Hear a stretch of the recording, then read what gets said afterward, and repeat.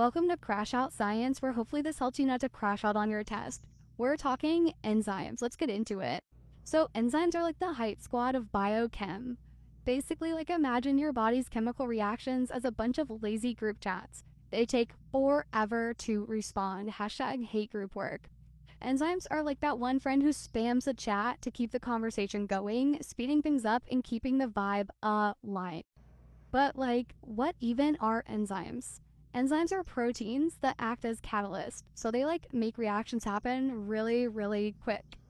All right, think of them as the hype crew for your metabolism, making sure everything pops off at the right time. Enzymes have three key vibes. Number one, they speed up reactions, so they're called a catalyst. Number two, they can be reusable, so they'll work and then they'll work again, and then they work. Number three, they're specific. Literally think Goldilocks. Like, they are the most specific person. They are so picky. They're not going to get with any old substrate. They are going to choose the best looking substrate out there that fits them perfectly. So, how do enzymes work? We call it a lock and key method. Basically, you have your substrates, and your substrates have to fit into the actual enzyme, which we can see in blue. They fit together kind of like your hands making like little claws and coming together at something called the active site. So the substrates bind to the active site that is located on the enzyme. So once there is a little connection between a substrate and an enzyme, we call it a substrate enzyme complex.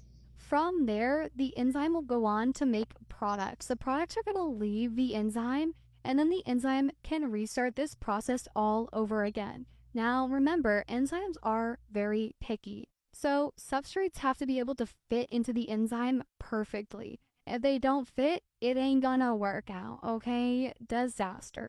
There are some things that mess with enzymes. So, temperature. If it's too hot, the enzyme is going to denature, aka like literally fall apart. If it's too cold, it's gonna slow down, and the enzyme's not gonna do literally anything. pH levels. So, they're picky about like acidity and being basic, all right? And then also substrate concentration. If there's too many substrates, it's not going to know what to do. It's going to get over. Then there are enzyme inhibitors, meaning the party poopers. Sometimes even the enzymes get blocked. Basically, competitive inhibitors. They take up the active site so the real substrate can't bind. Basically, like someone stealing your seat at lunch. Rude. And then finally, non-competitive inhibitors. Basically changing the whole enzyme shape. So think of like moving the whole table so your seat doesn't fit anymore. Well, that